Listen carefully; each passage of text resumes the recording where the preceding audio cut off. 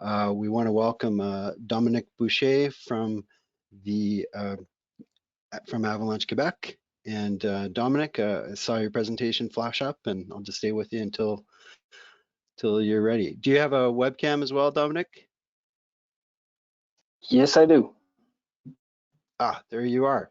Okay, you're all queued up, and I'll get out of your way. Thanks, Joe. So everybody, you can hear me well? You're coming through great. Okay, perfect. Thanks. Hello, everyone. My name is Dominic Boucher. I am the Executive Director and also an Avalanche forecaster at Avalanche, Quebec. First, I would like to thank the CAA for organizing this virtual conference. It is really appreciated for me and also my team member to attend those presentations from the other side of the country. My presentation today is a case study of a skier avalanche fatality in the Chic-Choc Mountain of Quebec that happened this past February 19.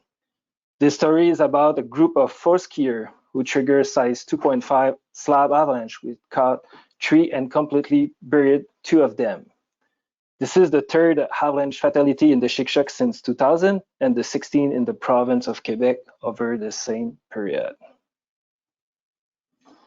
Chic-Choc Mountains are part of the Appalachian Range, located in the heart of eastern Quebec Gaspé Peninsula, this area here.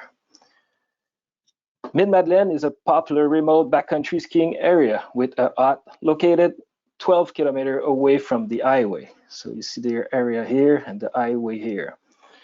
All other zones in our forecasting area, including Mont-Albert, Champ-de-Mars, Mont-Roxbac, Blanche-la-Montagne, Vallière-Saint-Réal, and Mont-Lyell, are within close proximity of the provincial road here.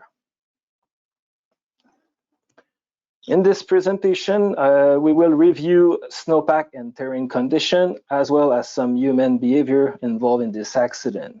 This analysis does not really address search and rescue aspect and is only based on the information provided by Avalanche Quebec in media interview and official report we did following the accident. So the weather prior to the accident obviously has its influence on the snowpack condition. We had on January 26-27 a major rain episode, resulting on a 1 to 2 centimeter thick cross on all aspect and elevation.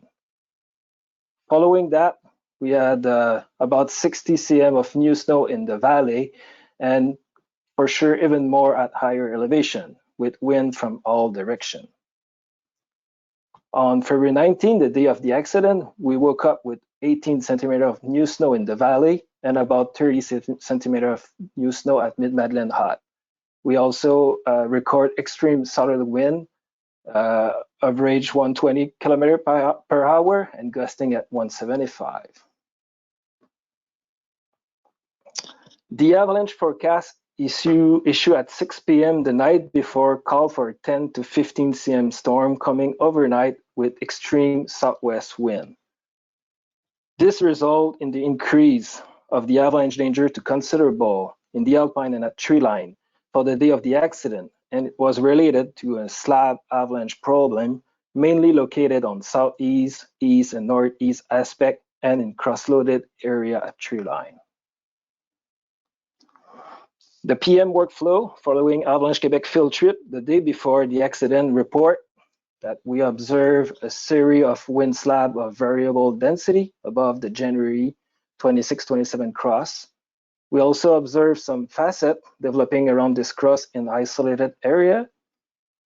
We also had moderate rouge block compression tests, extended column test result in the past few days.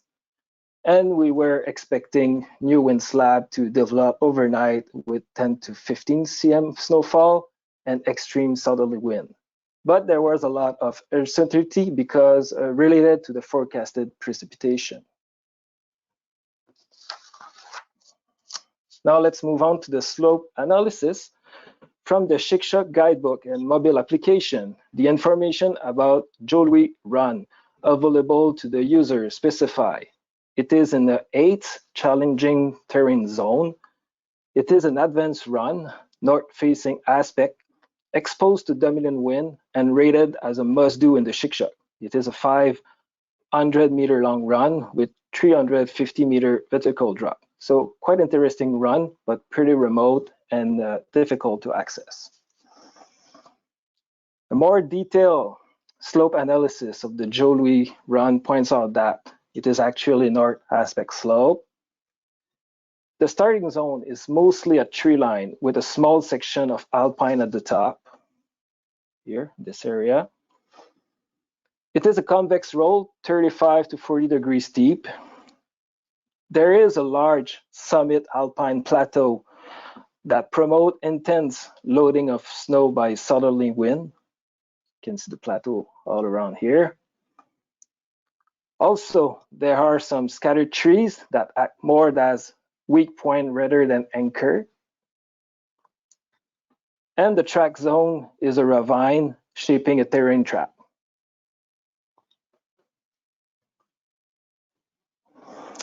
So the group involved in this accident consists of 3 skiers from Quebec used to ski together. They were trained with EST1 course. They were prepared as they consult the avalanche and weather forecast before heading to the hut. They had the Chic-Choc guidebook, they had the mobile application, and also they were geared with shovel, probe, transceivers, cell phone, sat phone. They also met one skier from Ontario at the hut the night before who joined the group on the day of the accident. This skier from Ontario was a good backcountry skier with experience, as he did some ski patrol in Western Canada and was equipped with avalanche rescue gear. As I mentioned, the group have read the weather and avalanche forecast before heading to the Mines Madeleine hut on February 17, so 2 days before the accident. After that, they were not able to consult any update because cell phone coverage or internet access are not available at this hut. So on the morning of the accident, on February 19, they observed about 30 cm of snow and strong wind. So they start their day by climbing the south slope just behind the hut, and they encounter blizzard condition on the summit plateau on their way to the north slope. They use the GPS localization function on the mobile app to get to the top of the run. They made a quick transition at the top, didn't discuss that long because of the bad weather. Then the skier 1 and 2 dropped in the center line, and skier number 3 dropped in the left line. From the top, skier number 4 witnessed the avalanche and yelled. Skier number 3 managed to get himself out the avalanche, but skier number 1 and 2 were completely buried 1.4 meter and 1.8 meter deep. Skier 3 and 4 were able to perform fast companion rescue and call from help. The victims were evacuated with outside assistance from the bottom of the slope toward a snowmobile accessible forest road.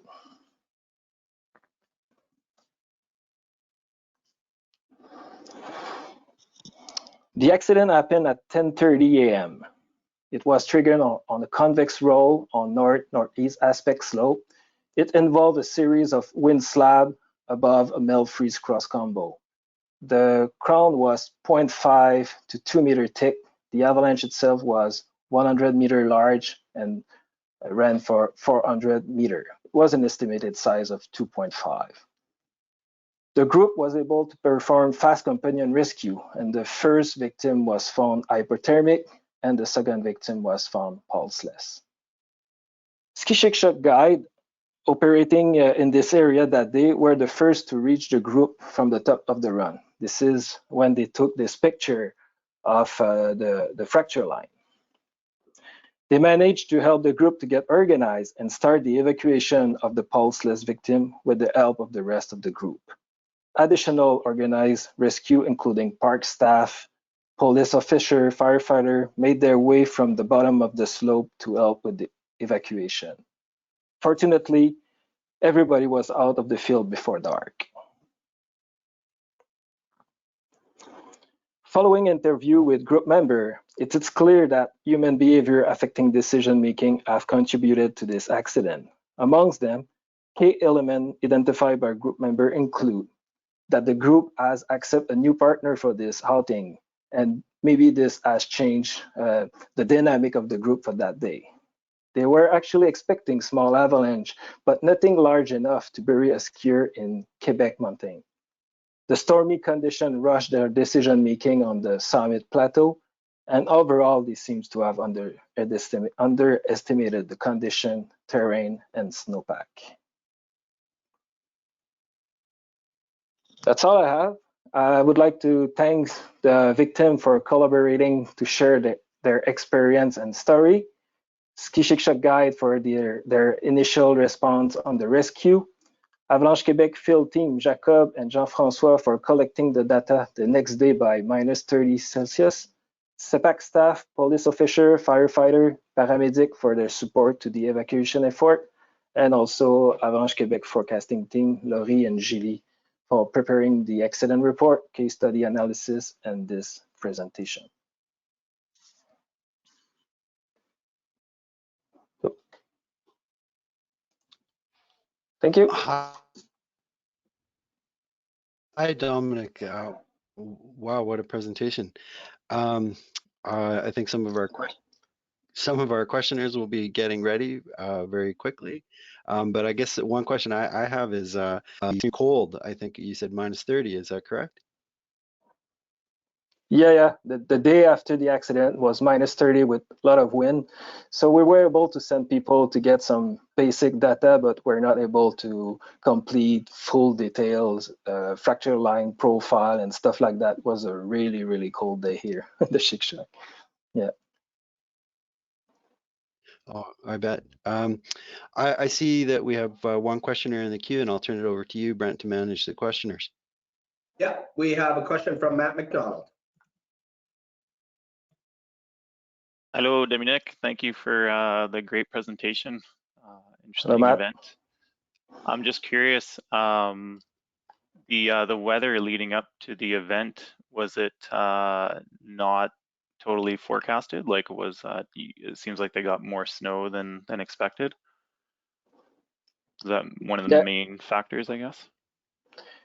Yes. In fact, there was a lot of uncertainty about the total precip amount forecast when we produced the bulletin the night before the accident. So we deal with an average of 10 to 15 cm as our best guess, but actually in the valley we got 18 and up to 30 at higher elevation. So yeah, there was a little bit of difference between the forecast and what we actually got. Okay, thank you. Thank you. We have no more questions from the floor. Thank you. Well, thank you, Dominic. Dominic, much appreciated all the work of all the good folks in Avalanche, Quebec. We are going to take a short break and come back at the half hour.